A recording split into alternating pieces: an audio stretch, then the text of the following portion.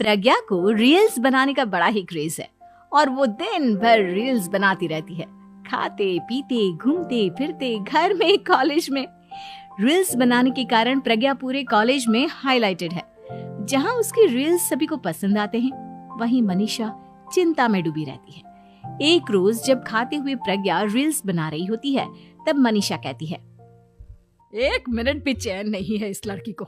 ये नहीं कि खाना तो आराम से खा ले, लेकिन नहीं, अरे थोड़ी देर रील्स नहीं बनाओगी तो आसमान नहीं टूट पड़ेगा। अरे मम्मी, इसी को तो कहते हैं डिटर्मिनेशन। तुम नहीं समझोगी ये सब। भगवान, इस लड़की को सद्बुद्धि दे। जब देखो तब टेढ़ा बाका मुंह बनाती रहती है।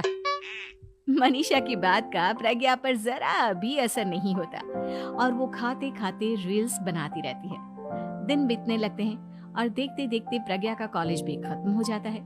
आए दिन कोई ना कोई मनीषा को प्रज्ञा की शादी करवाने का सुझाव दे जाता है।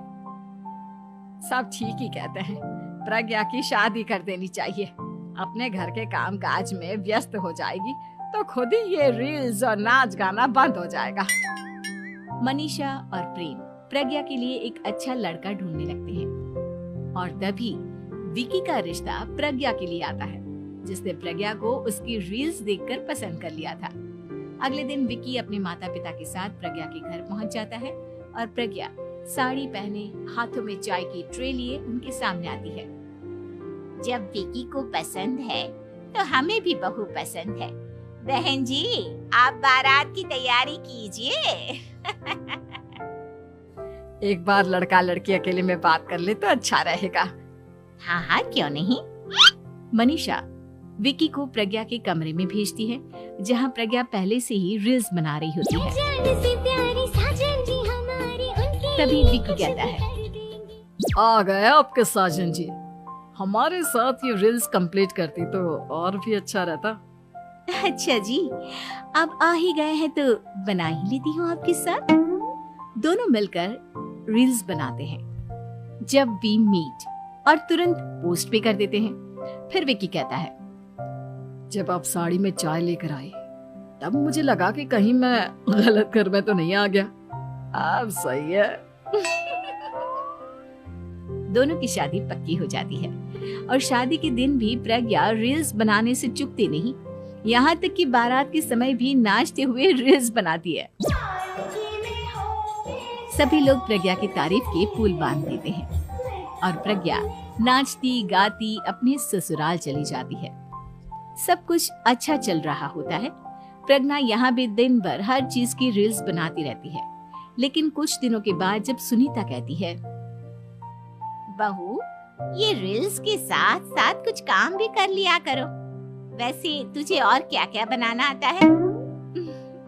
मम्मी जी, वैसे तो सब कहते हैं कि मैं सब कुछ अच्छा बनाती हूँ, लेकिन मुझे लगता है कि मैं मैगी अच्छा बना लेती हूँ। हाँ, कॉफी भी अच्छा बना लेती हूँ और मुंह तो सबसे अच्छा बना लेती हूँ। हैं? अच्छा अच्छा। सुनीता अपना माथा पकड़ लेती है और कहती है, बहू, कुछ खाना बनाना भी सीख लेती। मम्मी जी, मैं लंबी प्लानिंग कर रही हूँ। जल्दी ही मैं इतनी फेमस हो जाऊंगी कि मुझे पैसे मिलने लगेंगे। हम दोनों सास बहू राज करेंगे, राज। नौकर काम करेंगे और लोगों की तो लाइन लगेगी हमसे मिलने के लिए। तेरा दिमाग खराब हो गया है क्या बहू? हंसी मजाक तक ठीक है, लेकिन इस तरह घर नहीं चलते। जितना जल्दी हो इस घर के तौर तरीकों को सीख लो। प्रज्ञा मुंह घुमाकर चली जाती है और तुरंत उसी वक्त एक रील बनाती है। ये देख सुनीता का गुस्सा 7वें आसमान पर चला जाता है और विकी के घर आते ही सुनीता उसे सब कुछ बताती है। विकी भी अब प्रज्ञा की इन हरकतों से परेशान हो जाता है। तुम टेंशन मत लो मम्मा, मैं देख लूंगा। विकी कमरे में जाता है तो देखता है कि प्रज्ञा रील्स बना रही है। विकी बड़े ही प्यार से प्रज्ञा से कहता है, प्रज्ञा, इन सब के लिए मैं तुम्हें मना नहीं कर रहा हूँ, लेकिन फिर भी हर वक्त तो ये अच्छा नहीं लगता ना। समझने की कोशिश करो, मुझे भी तुम्हारा थोड़ा वक्त चाहिए।